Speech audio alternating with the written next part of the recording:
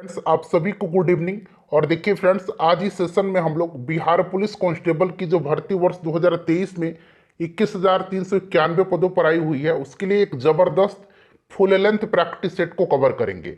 यानी कि इस सेट में टोटल 100 प्रश्न आपको देखने को मिलेंगे। जिस प्रकार से आपके एग्जाम यानी कि बिहार पुलिस कांस्टेबल के एग्जाम में प्रश्न पूछे जाते हैं, फिर से रिक्वेस्ट कर रहा हूं कि फटाफट एक बार सेशन को लाइक कर दीजिए और इसका लिंक किसी भी एक ग्रुप में जहां कहीं भी आप हैं, चाहे वो व्हाट्सएप ग्रुप हो, फेसबुक ग्रुप हो या टेलीग्राम ग्रुप हो, वहां पर फटाफट शेयर कर दीजिए। देखिए फ्रेंड्स, मैं आपके लिए लगातार परिश्रम कर रहा हूं और मैं जितना परिश्रम कर रहा हूं उसका 4 गुना परिश्रम आपको करना है, ताकि इस बार निश्चित रूप से वर्दी आपके शरीर पर चढ़ जाए। कोशिश लगातार करना है, हारना नहीं है। बहुत ही सुनहरा अवसर है आपके पास। चलिए शुरू करते हैं। बिल्कुल यह बिहार पुलिस का ओरिजिनल प्रैक्टिस सेट है। जिस प्रकार से बिहार पुलिस में 100 प्रश्न पूछे जाते हैं, उसी प्रकार से इस सेट में भी टोटल 100 प्रश्न है। इस सेट को खूब ध्यानपूर्वक लगाइएगा और सभी लोग अपना अपना स्कोर कमेंट करके जरूर बताइएगा। आज के सेशन का पहला प्रश्न पढ़ेंगे कि एहोल किस वंश की राजधानी थी। देखिए, सभी लोगों को आंसर कमेंट बॉक्स में यानी कि जो लाइव चैट चल रहा है वहां पर कमेंट करके बताना है। मेरे प्यारे भाई बहन, सभी लोगों को आंसर कमेंट करना है और कोशिश करना है 4 से 5 सेकंड के अंदर में आंसर कमेंट कर देने के लिए। उसके बाद जो भी आंसर होगा मैं प्रयास करूंगा पूरी डिटेल में आपको बताते चलूं। ध्यान दीजिए, एहोल जो है यह किस वंश की राजधानी थी, तो एहोल चालुक्य की राजधानी थी। चालुक्य वंश की राजधानी एहोल थी। अच्छा, यहाँ पल्लव दिया गया है, पल्लवों की राजधानी कहाँ थी, तो पल्लवों की राजधानी कांचीपुरम थी। पांड्य शासकों की राजधानी कहाँ पर थी, तो पांड्य शासकों की राजधानी मदुरई थी। चोल राजवंश की राजधानी कहाँ थी, तो चोल राजवंश की राजधानी तंजौर थी। इन सारे पॉइंट्स को ध्यान रखेंगे आप। चलिए दूसरा प्रश्न पढ़िएगा कि भारत के किस बौद्ध स्थल पर गौतम बुद्ध ने सबसे पहले धर्मचक्र का प्रचार किया था। राइट आंसर, सभी लोग आंसर कमेंट करेंगे इसका। जल्दी बताइए इसका सही आंसर क्या हो जाएगा, तो ऑप्शन नंबर डी हो जाएगा सारनाथ। देखिए, बुद्ध ने सबसे पहले धर्म का प्रचार सारनाथ उत्तर प्रदेश, जिसको कि ऋषिपत्तनम कहा जाता था, वहीं पर इन्होंने अपना पहला उपदेश दिया था। और इन्होंने जो पहला उपदेश दिया था यह धर्मचक्र प्रवर्तन कहलाया। इसे भी याद रखेंगे। सबसे ज्यादा इन्होंने अपना उपदेश कहां पर दिया था, तो कोसल की राजधानी श्रावस्ती में। श्रावस्ती में इन्होंने सबसे ज्यादा अपना उपदेश दिया था। और इनकी जो उपदेश थी यह किस भाषा में थी, तो पाली भाषा में। इन सभी पॉइंट्स को ध्यान रखेंगे। गौतम बुद्ध जो थे इनको लाइट ऑफ एशिया यानी कि एशिया का ज्योतिपुंज भी कहा जाता है।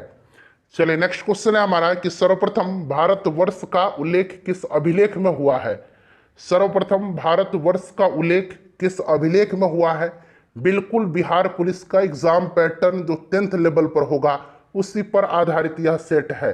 सेट को बिल्कुल बीच में मत छोड़िए, सेट को पूरा लगाइए।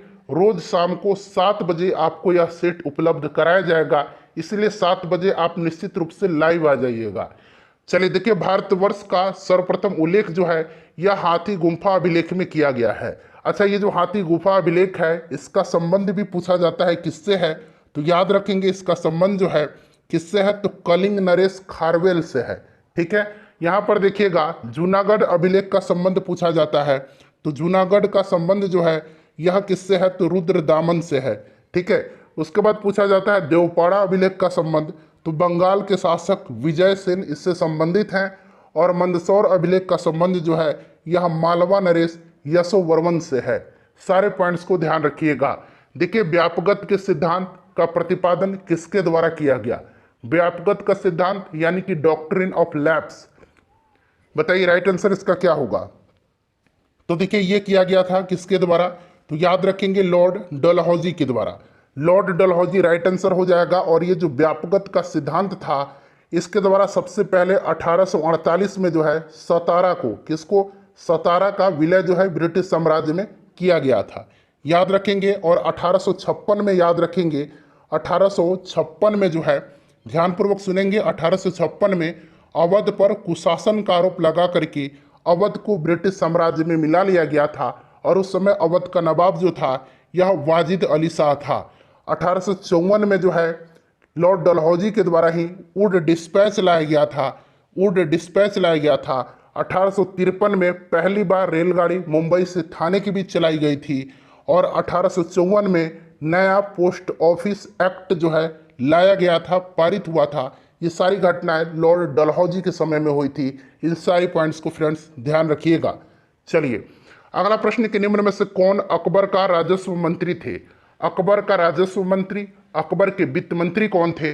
बताइए राइट आंसर क्या हो जाएगा। तो ये टोडरमल थे, ये सभी को पता है, टोडरमल करेक्ट आंसर हो जाएगा। और ध्यान दीजिएगा 1580 ईस्वी में, 1580 ईस्वी में इन्होंने एक दहसाला नामक नवीन कर प्रणाली प्रारंभ किया था, जिसे टोडरमल बंदोबस्त भी कहा जाता है। क्लियर है?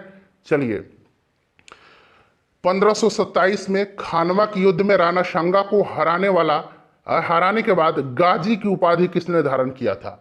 बताइए राइट आंसर क्या हो जाएगा। 1527 में खानवा के युद्ध में राणा सांगा को हराने के बाद गाजी की उपाधि किसने धारण किया था?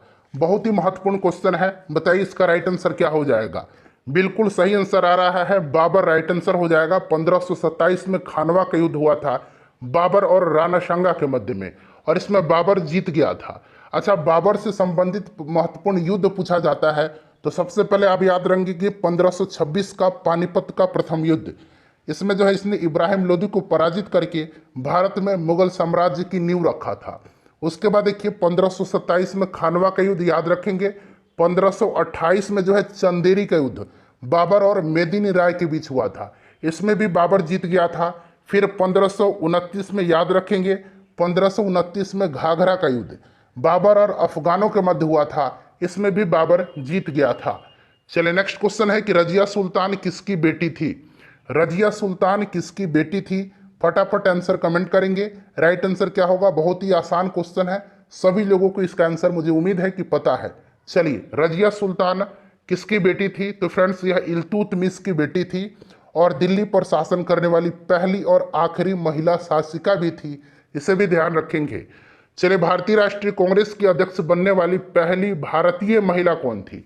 देखिए पहली भारतीय महिला पूछा गया है, अगर केवल पहली महिला पूछा जाता तब एनी बेसेंट हो जाता, जिन्होंने 1917 के कलकत्ता अधिवेशन की अध्यक्षता किया था। और पहली भारतीय महिला पूछा जा रहा है तो ये सरोजिनी नायडू है, जिन्होंने 1925 के कानपुर अधिवेशन की अध्यक्षता किया था। याद रखेंगे फ्रेंड्स। और देखिए अरुणा असफ अली से संबंधित प्रश्न पूछा जाता है। अरुणा असफ अली को स्वतंत्रता संग्राम की ग्रैंड ओल्ड लेडी कहा जाता है। ग्रैंड ओल्ड लेडी, ये प्रश्न बीपीएससी टीचर में पूछ लिया गया था।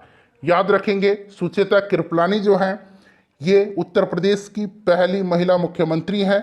भारत के किसी भी राज्य की राज्यपाल बनने वाली पहली महिला अगर पूछेगा तो सरोजिनी नायडू होगा, इसे भी ध्यान रखेंगे आप। चलिए नेक्स्ट क्वेश्चन है। फ्रेंड्स प्लीज अगर सेशन पसंद आ रहा है मेरे भाई बहन, प्लीज सेशन को लाइक करें। आपका लाइक बिल्कुल फ्री है, कोई भी चार्ज आपका नहीं लगेगा, और इसके बदले में क्या होता है तो मुझे मोटिवेशन मिलता है, मुझे प्रेरणा मिलती है कि मैं वीडियो आपके लिए लेकर के आऊँ। पता चलता है कि आपको वीडियो कैसी लग रही है, इसीलिए ज़्यादा से ज़्यादा आप लोग वीडियो को लाइक करें और इसे शेयर करें। देखिए किस ब्रिटिश गवर्नर ने बंगाल में दोहरी शासन प्रणाली को समाप्त किया था? बताइए राइट आंसर क्या हो जाएगा। किस ब्रिटिश गवर्नर ने बंगाल में दोहरी शासन प्रणाली को समाप्त किया? तो फ्रेंड्स यह वारेन हेस्टिंग था। कौन था? वारेन हेस्टिंग्स हो जाएगा, ध्यान रखेंगे। और वारेन हेस्टिंग्स ने राजकीय कोषागार को मुर्शिदाबाद से हटा करके कहाँ लाया था? तो कोलकाता लाया था।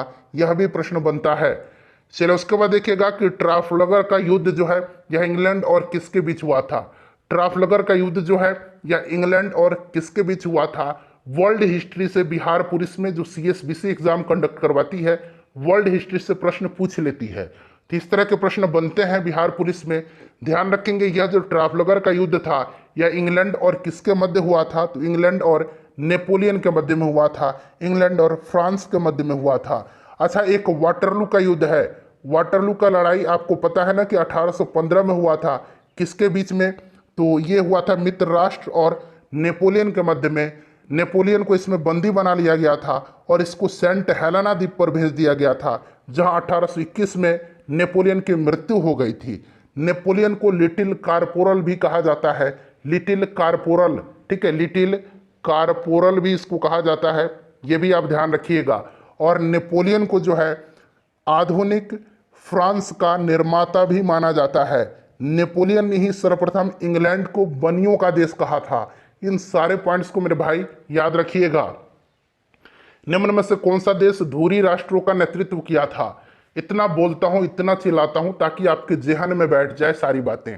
इससे बेटर पूरे यूट्यूब पर बिहार से संबंधित कहीं भी आपको चैनल नहीं मिलेगा। आप पूरे यूट्यूब पर घूम करके आइए। चले, कौन सा धुरी राष्ट्र का नेतृत्व किया था? तो धुरी राष्ट्र और मित्र राष्ट्र, आपको याद है ना कि प्रथम विश्व युद्ध में धुरी राष्ट्र और मित्र राष्ट्र ये दो खेमों में संपूर्ण विश्व बट गया था। और धुरी राष्ट्र का नेतृत्व जो है जर्मनी ने किया था। धुरी राष्ट्र में ऑस्ट्रिया, हंगरी, तुर्की, इटली, जर्मनी ये सब शामिल थे। और मित्र राष्ट्र में इंग्लैंड, जापान, संयुक्त राज्य अमेरिका, रूस और फ्रांस शामिल था। 1914 से लेकर के 1918 तक ये प्रथम विश्व युद्ध चला था, ध्यान रखिएगा। चलिए, निम्नलिखित में से कौन भारतीय रेगिस्तान की एकमात्र बड़ी नदी है? बताइए राइट आंसर इसका क्या होगा। तो यह जो नदी है कौन सी नदी है? तो यह नदी लूनी नदी है। लूनी नदी यह गुजरात के कच्छ के रण में जाकर के समाप्त हो जाती है, विलीन हो जाती है। लूनी नदी है यह। अच्छा, कोसी नदी को बिहार का शोक कहा जाता है, इसे आप जरूर याद रखेंगे, ठीक है। चलिए, नेक्स्ट क्वेश्चन है हमारा कि भारत की सीमा किस दिशा में म्यांमार से लगती है?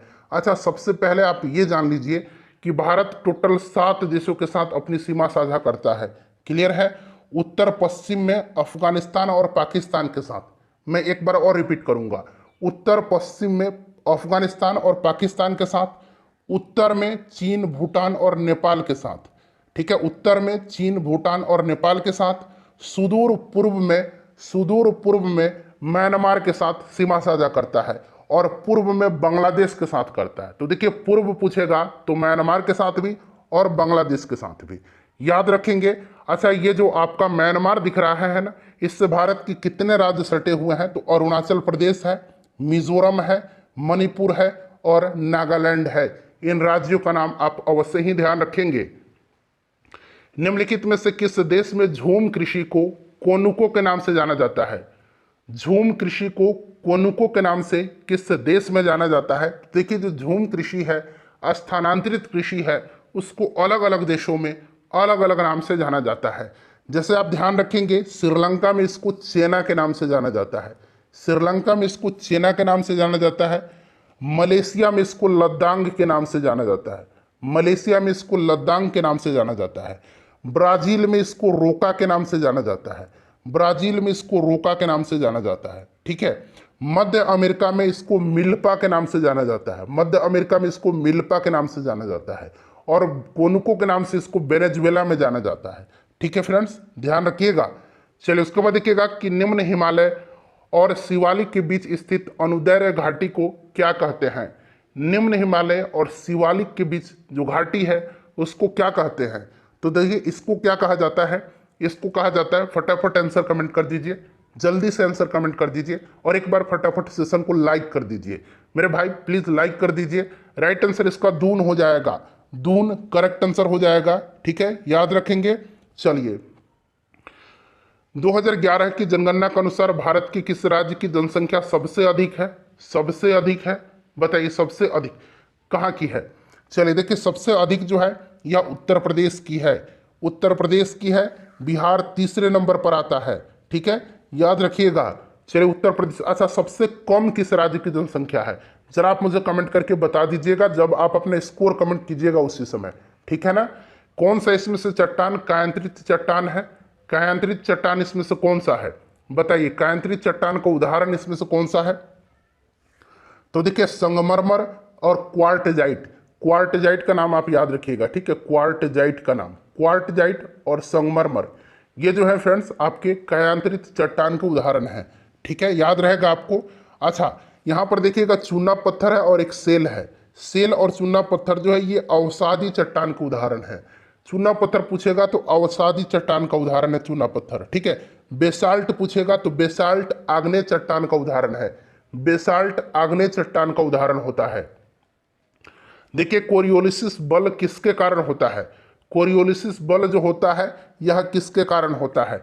चलिए, राइट आंसर कमेंट करेंगे, सभी लोग आंसर कमेंट करेंगे। कोरियोलिसिस बल जो होता है ये पृथ्वी के घूर्णन के कारण होता है, ठीक है, याद रहेगा आपको। उत्तरी गोलार्ध में जो है इस बल के कारण पवनों का दाईं ओर, ठीक है, दाईं ओर, और दक्षिणी गोलार्ध में बाईं ओर विक्षेपण होता है, ठीक है। खरीफ फसल किस मौसम में उगाई जाती है? खरीफ फसल और रबी फसल, आपको याद होगा खरीफ फसल जून जुलाई में, ठीक है, उगाई जाती है और सितंबर अक्टूबर में काट ली जाती है, ये आपको याद होगा ना। और जून जुलाई का जो समय होता है ये वर्षा का होता है, भली भांति आपको याद है। खरीफ फसल के उदाहरण धान, मक्का, ज्वार, बाजरा, मूंगफली, ये सब है, वर्षा हो जाएगा। और रबी फसल अक्टूबर नवंबर में बोई जाती है और अप्रैल मई में काट ली जाती है, ठीक है। गेहूं, सरसों, चना, ये सब रबी फसल के उदाहरण हैं। निम्नलिखित में से किस बंदरगाह को डायमंड हार्बर के नाम से जाना जाता है? डायमंड हार्बर के नाम से किस बंदरगाह को जाना जाता है? फटाफट आंसर कमेंट करिए, सभी लोग आंसर कमेंट करेंगे मेरे प्यारे भाई बहन, जल्दी से आंसर कमेंट कर दीजिए। तो ये जाना जाता है कोलकाता को, ठीक है, कोलकाता राइट आंसर हो जाएगा। भारत के संविधान का कौन सा अनुच्छेद कानूनों के समान संरक्षण और कानून के समक्ष समानता प्रदान करता है? सिंपल सा है क्वेश्चन, चलिए बता दीजिए राइट आंसर इसका। तो यह अनुच्छेद 14 है, अनुच्छेद 14 है, ध्यान रखेंगे। अच्छा, अनुच्छेद 30 भी महत्वपूर्ण है। अनुच्छेद 30 में अल्पसंख्यकों को शैक्षणिक संस्थानों की स्थापना और प्रशासन का अधिकार का उल्लेख है इसमें। अनुच्छेद 42 क्या है? तो इसमें काम की न्यायसंगत और मानवीय परिस्थिति तथा मातृत्व राहत प्रदान करने का प्रावधान है। और अनुच्छेद 60 बड़ा इंपॉर्टेंट है, अनुच्छेद 60 याद रखिएगा। इसी के तहत जो है भारत का जो मुख्य न्यायाधीश है या राष्ट्रपति को शपथ दिलाता है। क्लियर है? चलिए, भारतीय संविधान के अनुसार प्रधानमंत्री की नियुक्ति किसके द्वारा की जाती है? तो ये आपको आर्टिकल याद होगा 75(1). चलिए अब बताइए राइट आंसर क्या होगा इसका। अनुच्छेद 75(1) के तहत राष्ट्रपति जो है ये प्रधानमंत्री की नियुक्ति करता है, तो ये राष्ट्रपति राइट आंसर हो जाएगा, ठीक है। चलिए नेक्स्ट क्वेश्चन करेंगे कि भारतीय संविधान में भारतीय नागरिकों को कितने मौलिक कर्तव्य प्राप्त हैं? अगर मूल संविधान में मौलिक कर्तव्य पूछता तो 10 होता, वर्तमान में ये 11 हो गया है। 42वां संविधान संशोधन 1976 सरदार स्वर्ण सिंह समिति की अनुशंसा पर इसको संविधान के भाग 4(a) के 51(a) के अंतर्गत जो है इसको रखा गया है। टोटल वर्तमान में 11 मौलिक कर्तव्य हैं, ध्यान रखिएगा। निम्नलिखित में से किस राज्य के राज्य विधानमंडल में 2 सदन है? राज्य विधानमंडल में 2 सदन यानी कि विधानसभा और विधान परिषद, बताइए किस राज्य में है? करेक्ट आंसर कमेंट करिए सभी लोग। देखिए वर्तमान में जो है 6 राज्य में है, बिहार है, उत्तर प्रदेश है, महाराष्ट्र है, कर्नाटक है, आंध्र प्रदेश है और तेलंगाना है। जिसमें ऑप्शन में देखिए बिहार दिया गया है, बिहार राइट आंसर हो जाएगा। चलिए, भारतीय संविधान की कौन सी विशेषता ब्रिटेन के संविधान से ली गई है? चलिए, मौलिक कर्तव्य तो आपको पता है कहाँ से लिया गया है, कर्तव्य रूस के संविधान से, और अधिकार जो है ये यूएसए से लिया गया है। चलिए बताइए, संसदीय सरकार इसका राइट आंसर हो जाएगा। अगर संघात्मक पूछता तो संघात्मक व्यवस्था कहाँ से लिया गया है? तो ये कनाडा के संविधान से लिया गया है, कनाडा राइट आंसर होता है, ठीक है। और संसदीय ब्रिटेन से। भारतीय संविधान की कौन सी अनुसूची में, यहां पर देखिएगा, भारतीय संविधान की कौन सी अनुसूची संघ सूची से संबंधित प्रावधान है? तो ये संघ और राज्य के बीच जो शक्ति का बंटवारा है, ये कई दफा मैंने आपको बताया है कि ये 7वीं अनुसूची में है, 7वीं अनुसूची में। 6ठी अनुसूची बड़ा पूछा जाता है, इसमें ये 4 राज्यों का नाम याद रखना है, कौन कौन से? तो असम, मेघालय, त्रिपुरा और मिजोरम। असम, मेघालय, त्रिपुरा और मिजोरम, इनके जनजातीय क्षेत्रों के प्रशासन का उल्लेख है, ठीक है। चलिए बाकी देख लीजिएगा। 4थी अनुसूची में क्या है? तो राज्यसभा की सीटों का आवंटन है। 9वीं में क्या है? तो 9वीं में राज्य द्वारा संपत्ति के अधिग्रहण की विधि का उल्लेख किया गया है। 10वीं में क्या है? तो दल बदल है, ठीक है, 10वीं में दल बदल से संबंधित प्रावधान है। भारत के संविधान ने सर्वोच्च न्यायालय को कुछ रीट जारी करने की शक्ति दी है। कहाँ सर्वोच्च न्यायालय की बात की जा रही है? सुप्रीम कोर्ट की। संविधान में इन रीटों के कितने प्रकार वर्णित है? तो देखिए, सर्वोच्च न्यायालय अनुच्छेद 32 के तहत रीट जारी करता है और उच्च न्यायालय यानी कि हाई कोर्ट अनुच्छेद 226 के तहत रीट जारी करता है, ठीक है। 5 प्रकार के रीट का अधिकार है। 5 प्रकार कौन कौन से हैं? कौन कौन से हैं? बंदी प्रत्यक्षीकरण, परमादेश, निषेध, उत्प्रेषण और अधिकार परीक्षालेख। क्लियर? चलिए, 44वां संविधान संशोधन अधिनियम द्वारा किस मौलिक अधिकार को हटा दिया गया? बताइए, 44वां 1978 1978। तो जो संपत्ति का अधिकार था ना, संपत्ति का अधिकार, इसको मौलिक अधिकार की सूची से हटा करके इसको विधिक अधिकार की सूची में रखा गया है, कानूनी अधिकार की सूची में। ठीक है, अनुच्छेद 300A में। निम्नलिखित में से कौन सी संस्था संवैधानिक निकाय है? फ्रेंड्स प्लीज एक बार सेशन को लाइक कर दीजिए। आप लोग बहुत कंजूसी करते हैं, इतना लोग देख रहे हैं, लाइक बिल्कुल भी नहीं है। चलिए, तो इसमें से देखिए, संघ लोक सेवा आयोग जो है यह एक संवैधानिक निकाय है, क्योंकि इसका वर्णन संविधान में किया गया है अनुच्छेद 315 से लेकर के अनुच्छेद 323 तक में, और यह भाग 14 में। ठीक है, भाग 14 में, याद रखिएगा। भारत सरकार का अंत्योदय अन्न योजना किससे संबंधित है? अंत्योदय अन्न योजना जो है, अच्छा, यह जो अंत्योदय अन्न योजना है इसे सबसे पहले किस राज्य ने लागू किया था? तो राजस्थान ने। ठीक है, याद रखिएगा, यह एक गरीबी से संबंधित योजना है। ऑप्शन बी राइट आंसर हो जाएगा। इसके तहत जो है अनाज जो है ये बहुत ही कम कीमत में 3 रुपये प्रति किलो और चावल 2 रुपये प्रति किलो के हिसाब से उपलब्ध कराया जाता है। अब तो ये मुफ्त भी हो गया है, एक कोटा फ्री हो रहा है बिहार में।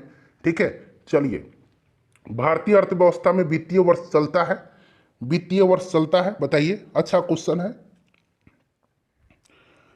तो 1 अप्रैल से 31 मार्च तक, 1 अप्रैल से 31 मार्च तक। अच्छा, एक आरबीआई का लेखा वर्ष पूछा जाता है, रिजर्व बैंक का लेखा वर्ष कब से कब तक होता है? इसे भी याद रखेंगे, 1 जुलाई से 30 जून तक ये आरबीआई का लेखा वर्ष है। ठीक है, चलिए, अगला प्रश्न है कि किस संस्था के द्वारा जो है, भारत में किस संस्था के द्वारा 1 रुपये की करेंसी नोट और सिक्के निर्गत किए जाते हैं? 1 रुपया का करेंसी नोट जो है यह किस संस्था के द्वारा जारी किया जाता है? तो ये वित्त मंत्रालय के द्वारा। ठीक है, और 1 रुपये के नोट पर वित्त सचिव का हस्ताक्षर होता है। ऑप्शन ए हो जाएगा। सभी लोग अपना स्कोर बता के जाइएगा। आरबीआई के अनुसार वित्त वर्ष 2023-24 के लिए महंगाई दर कितनी रहेगी? तो 2023-24 के लिए आरबीआई के अनुसार जो महंगाई दर रहने का अनुमान है यह आपका 6.8% है। उसके बाद देखिए, कृषि क्षेत्र में त्वरित विकास हेतु बिहार सरकार द्वारा किस वर्ष प्रथम कृषि रोड मैप लागू किया गया था? देखिए, अब चौथा कृषि रोड मैप बिहार में चल रहा है और इसे लागू कर दिया गया है 1 अप्रैल 2023 से। 1 अप्रैल 2023 से चौथा कृषि रोड मैप लागू किया गया है। पहला पूछा गया है, तो पहला जो कृषि रोड मैप है इसकी शुरुआत 2008 में की गई थी। 2008 राइट आंसर हो जाएगा इसका। चौथा वाला याद रखिएगा भाई, 1 अप्रैल 2023 से। यह इंपॉर्टेंट हो सकता है करंट अफेयर के दृष्टिकोण से। ठीक है, चलिए, अगला प्रश्न है कि शहरी क्षेत्र में प्रायः किस प्रकार की बेरोजगारी पाई जाती है? शहरी क्षेत्र में शिक्षित बेरोजगारी पाई जाती है और औद्योगिक बेरोजगारी ज्यादातर शहरी क्षेत्र में पाई जाती है। शिक्षित बेरोजगारी और औद्योगिक बेरोजगारी। ठीक है, याद रखिएगा, शिक्षित बेरोजगारी हो जाएगा। वर्तमान में भारत में कितने सार्वजनिक क्षेत्र के बैंक हैं? चलिए जल्दी आंसर कमेंट करिए। वर्तमान में भारत में कितने सार्वजनिक क्षेत्र के बैंक हैं? तो टोटल अभी वर्तमान में 12 हैं। अच्छा, बैंकों का राष्ट्रीयकरण पहली बार आपको याद है ना, 1969 में, 1969 में 14 बैंकों का राष्ट्रीयकरण किया गया था। ठीक है, आरबीआई को बैंकों का बैंक कहा जाता है, रिजर्व बैंक को। रिजर्व बैंक के गवर्नर अभी कौन है? तो शक्तिकांत दास हैं। इन सभी को आप याद रखेंगे। चलिए, बहुत बढ़िया। मुद्रास्फीति से किससे हानि होती है? अच्छा, मुद्रास्फीति है क्या? तो मुद्रास्फीति ऐसी स्थिति होती है जिसमें कीमत स्तर में वृद्धि होती है तथा मुद्रा का मूल्य गिरता है। ठीक है, मुद्रास्फीति में हानि जो होती है यह ऋणदाता को होती है, ऋणदाता को हानि होती है, और जो ऋणी होता है उसको लाभ होता है, ऋणी को लाभ होता है और ऋणदाता को हानि होता है, यानी कि देनदार ऋणदाता है। ठीक है, चलिए, शिव कुमार वर्मा का नाम किस वाद्य यंत्र से जुड़ा हुआ है? शिव कुमार वर्मा, ऐसे याद रखिएगा, शिव जी सत्तू खाते थे। क्या खाते थे? शिव जी सत्तू खाते थे। एक मैं तरीका बता रहा हूं आपको याद रखने का। तो शिव जी सत्तू खाते थे, तो सत्तू से संतूर याद रखेंगे, सत्तू, संतूर आ रहा है ना। चलिए, देखिए, कौन सा त्योहार राजस्थान से जुड़ा हुआ है? इसमें से राजस्थान से जुड़ा हुआ है, राजस्थान से बूंदी उत्सव। अच्छा, ये गुड़ी पाड़वा त्योहार जो है ये महाराष्ट्र में मेनली मनाया जाता है। बोनालू फेस्टिवल कहाँ पर मनाया जाता है? इंपॉर्टेंट है, बोनालू तेलंगाना में मनाया जाता है। ठीक है, उसके बाद देखिएगा यहाँ पर माथु नागरंग, ये कहाँ पर मनाया जाता है? तो ये लद्दाख में मनाया जाता है। और कुछ इंपॉर्टेंट मैं बता देता हूँ। एक चापचार कूट है, चापचार कूट। यह फेस्टिवल कहाँ पर मनाया जाता है, चापचार कूट? तो यह मिजोरम में मनाया जाता है, ठीक है। हॉर्नबिल आपको पता है नागालैंड में मनाया जाता है। एक अम्बुबाची मेला है, अम्बुबाची मेला, ये कहाँ पर मनाया जाता है, असम में। एक खर्ची पूजा है, खर्ची पूजा त्रिपुरा में मनाया जाता है। क्लियर? चलिए क्वेश्चन नंबर 40 पढ़िए। 2011 की जनगणना के अनुसार किस राज्य की साक्षरता दर सबसे अधिक है? सबसे अधिक साक्षरता दर आपको पता है 2011 की जनगणना के अनुसार केरला का है। देखिए एक ट्रेन है 40 मीटर पर सेकंड की तरंग से 600 हर्ट्ज की ध्वनि उत्पन्न करती है। एक आदमी की ओर आ रहा है, अगर वह आदमी भी 10 मीटर प्रति सेकंड की वेग से ट्रेन की ओर आ रहा है तो व्यक्ति द्वारा सुनी गई ध्वनि की आवृत्ति क्या होगी? चलिए इसका आंसर मैं आपको बता देता हूं। राइट आंसर जो हो जाएगा वो 700 हर्ट्ज हो जाएगा। 700 हर्ट्ज इसका करेक्ट आंसर हो जाएगा जब आप सॉल्व करिएगा, ठीक है। चलिए आगे बढ़ेंगे। नेक्स्ट क्वेश्चन है हमारा, अगला प्रश्न कर लेंगे कि इनमें से कौन सा रासायनिक परिवर्तन है? रासायनिक परिवर्तन इसमें से कौन सा है? बताइए राइट आंसर इसका क्या होगा? रासायनिक परिवर्तन इसमें से कौन सा है? करेक्ट आंसर क्या होगा इसका? रासायनिक परिवर्तन आपका इसमें दूध से दही बनना है, ठीक है। इसलिए मोम का पिघलना यह भौतिक है, मोम का जलना अगर पूछेगा तब रासायनिक होता है, ठीक है। ऋणात्मक यानी कि -40 डिग्री सेल्सियस बराबर है कितने फ़ारेनहाइट का? ये फॉर्मूला मैंने आपको बताया है C/5 equal to F-32 upon कितना, तो यह अपॉन होता है 9, ठीक है। यहाँ -40 C का वैल्यू दे रखा है तो यहाँ पर आप -40 पुट करेंगे यहाँ पर, बटा 5 इक्वल टू F-32 अपॉन 9। अब इसको सॉल्व करिएगा तो देखिए क्रॉस मल्टीप्लिकेशन करेंगे तो 9 चौका 36, 360, ये माइनस हो जाएगा, और इधर करेंगे तो देखिए 5F हो जाएगा, और यहाँ पर माइनस 5 से 32 को मल्टीप्लाई करेंगे तो 5 दूना 10, 5 से 3 15 और 1 16 -160 होगा। इसको सॉल्व कर दीजिए तो कितना आ जाएगा, करिए इसको सॉल्व कितना आएगा, तो ये -160 इधर जाएगा तो +160 में हो जाएगा, तो इसको 160 को घटा देंगे अब तो ये 0 0 ये 200 हो जाएगा, और इधर 5F बच जाएगा, तो F इक्वल टू कितना हो जाएगा 200/5। इसको काट दीजिए, 5 चौका 20 यानी कि 40, लेकिन भाई यहाँ माइनस ही आएगा क्योंकि ये बड़ा है, ठीक है। तो -40 इसका राइट आंसर होगा, ऑप्शन सी, ठीक है। चलिए उसके बाद देखिएगा कि बोगनविलिया पौधे अपने शाखाओं पर आकर्षक रंग लिए होते हैं, यह किसके विकास को प्रदर्शित करता है? बोगनविलिया यह दक्षिण अमेरिका में पाया जाने वाला एक पुष्पी पादप है, यानी कि फूल वाला पादप है, ठीक है। और यह जो है सहायक पंखुड़िया इसका राइट आंसर हो जाएगा, सहायक पंखुड़िया विकास प्रदर्शित करता है, ठीक है। चलिए अगला प्रश्न है कि लौंग जो है, यह जो है पूछा गया है कि आमतौर पर प्रयोग में आने वाला मसाला लौंग पौधे के किस भाग से प्राप्त होता है? तो लौंग जो प्राप्त होता है यह शुष्क शुष्क पुष्पकली से प्राप्त होता है, तो ये फूल की कली याद हो जाएगा आपको, ठीक है। केसर वर्तिकाग्र से प्राप्त होता है, केसर किससे प्राप्त होता है?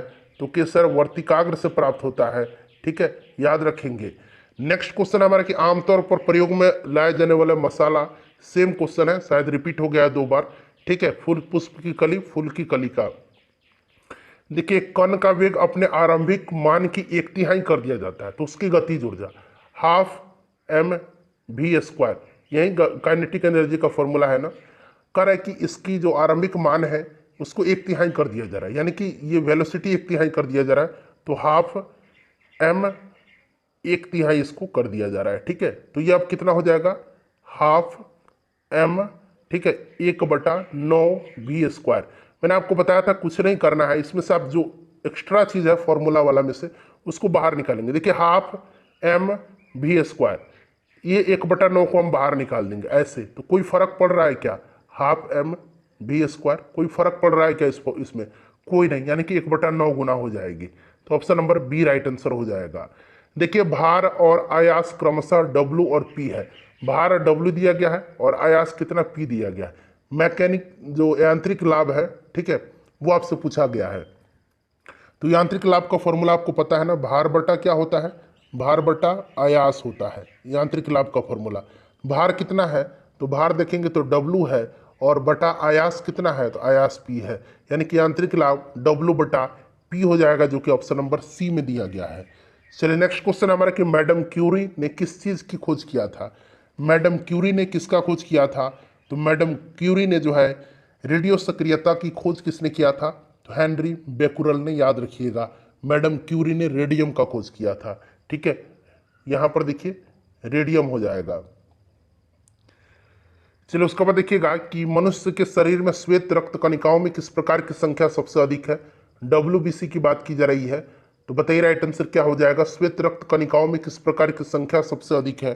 तो सबसे अधिक जो है ये आपका किसका है? न्यूट्रोफिल्स की है।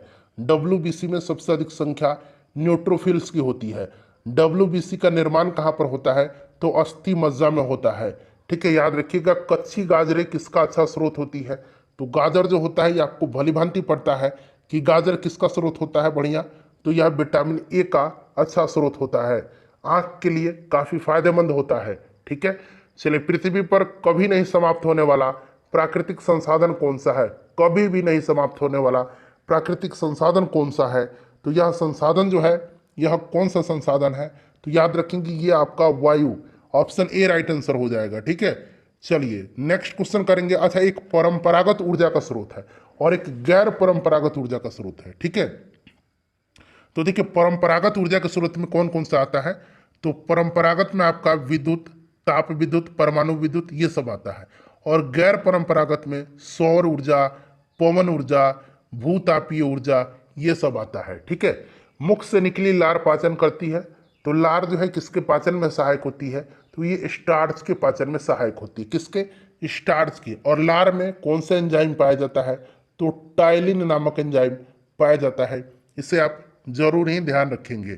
ठीक है, चलो उसके बाद देखिएगा कि मानव मलेरिया परजीवी के जीवन चक्र को एनाफिलीज में सर्वप्रथम किसने खोजा था? बताइए। अच्छा, मलेरिया जो होता है ये परजीवी के कारण होता है, प्रोटोजोआ के कारण। मादा एनाफिलीज मच्छर इसका वाहक होता है, याद रखेंगे, इसी के काटने से होता है। क्लियर है? और राइट आंसर इसका क्या हो जाएगा? तो रोनाल्ड रॉस हो जाएगा। ठीक है। अच्छा, लुई पास्टर ने किसका खोज किया था? तो रेबीज के टीका का। गैलीलियो ने दूरबीन का खोज किया था। और जोनास साल्क ने किसका खोज किया था? तो पोलियो के टीका का। ठीक है, चलिए अगला प्रश्न है कि पृथ्वी के किस बिंदु पर गुरुत्वाकर्षण नहीं है? गुरुत्वाकर्षण नहीं है, तो पृथ्वी के जो केंद्र है वहां पर गुरुत्वाकर्षण शून्य है। केंद्र पर राइट आंसर हो जाएगा। ठीक है, पृथ्वी की सतह से आप ऊपर जाइए या फिर नीचे आइए, गुरुत्वाकर्षण का मान क्या होगा? घटता है। ठीक है, याद रखिएगा, घटता है। चलिए नेक्स्ट क्वेश्चन है हमारा कि इसमें पैरामैग्नेटिक कौन है? इसमें से पैरामैग्नेटिक कौन है? तो देखिए पैरामैग्नेटिक क्या क्या होता है?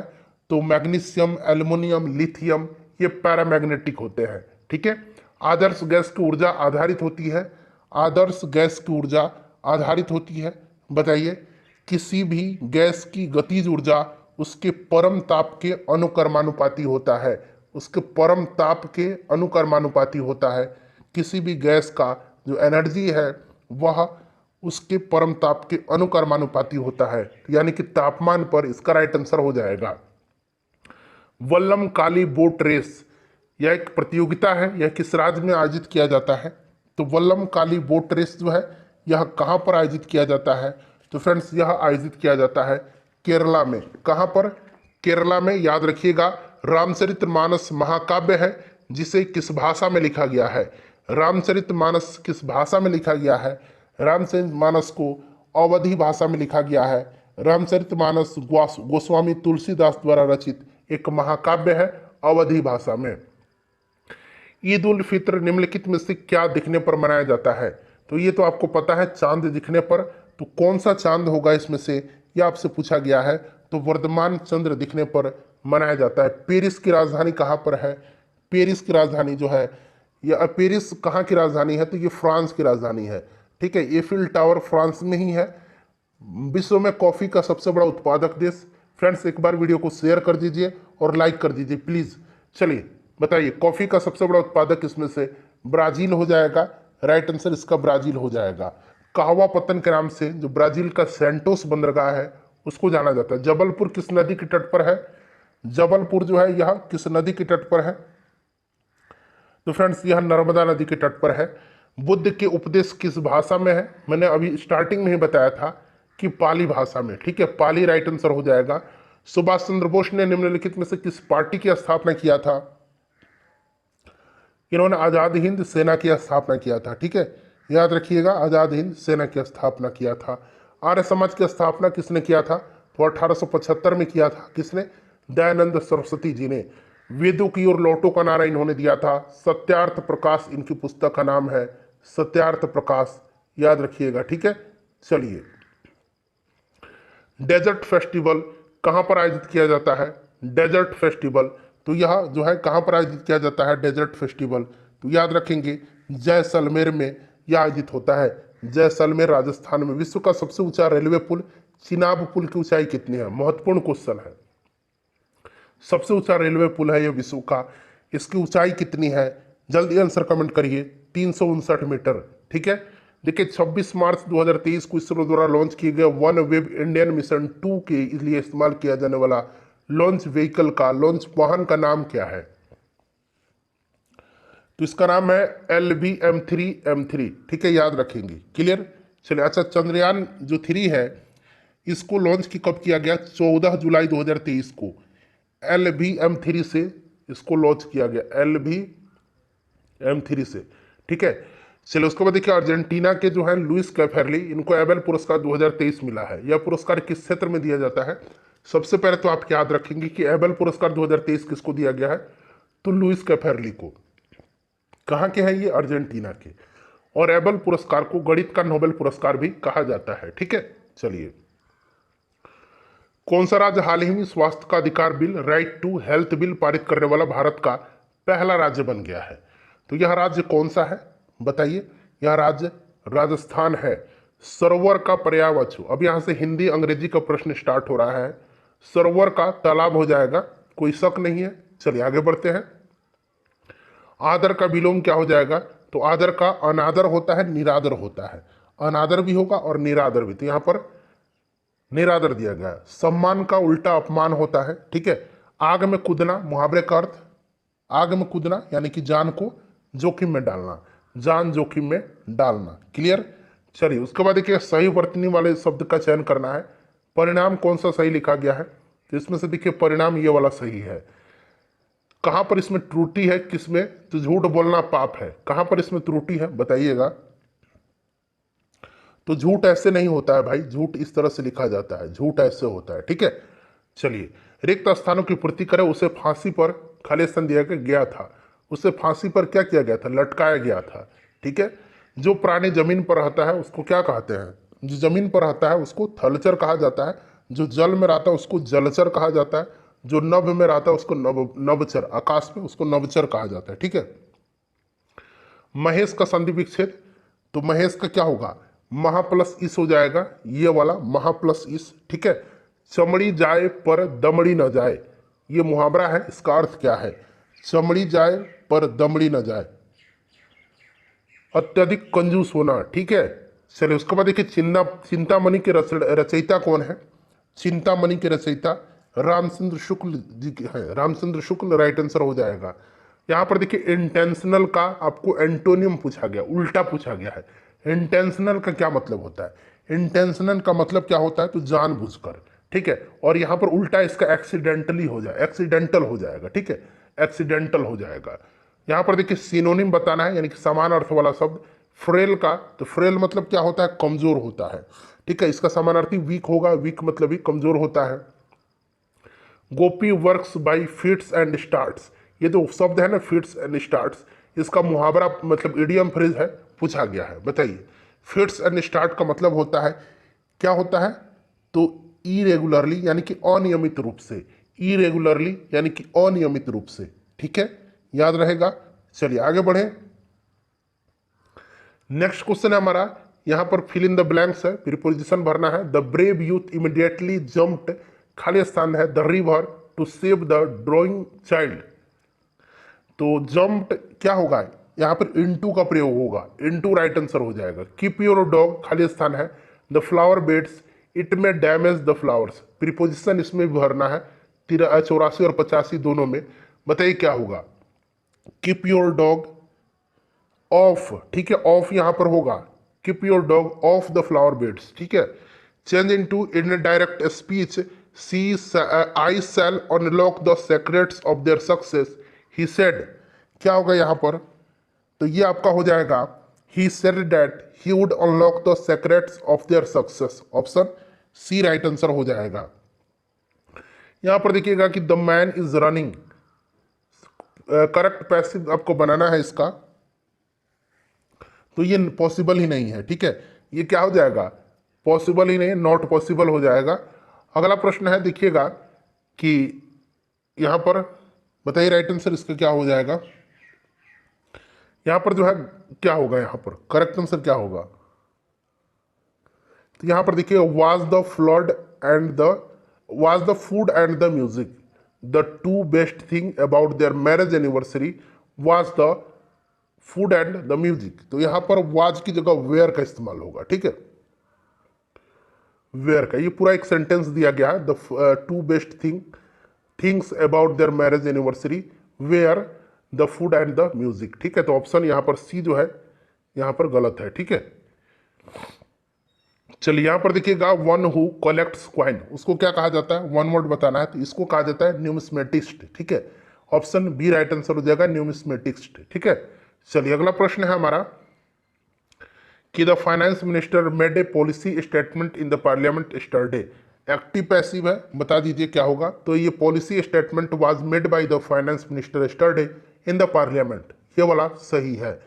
चलिए यहाँ से देखिए मैथ का प्रश्न स्टार्ट हो रहा है, मैथ का सॉल्यूशन आपको टेलीग्राम पर मिल जाएगा, मैं इसका आंसर बता देता हूँ, तब तक आप क्या कीजिए 90 प्रश्नों में से अपना स्कोर कमेंट करके बताइए कि कितना सही हुआ आपका, ठीक है।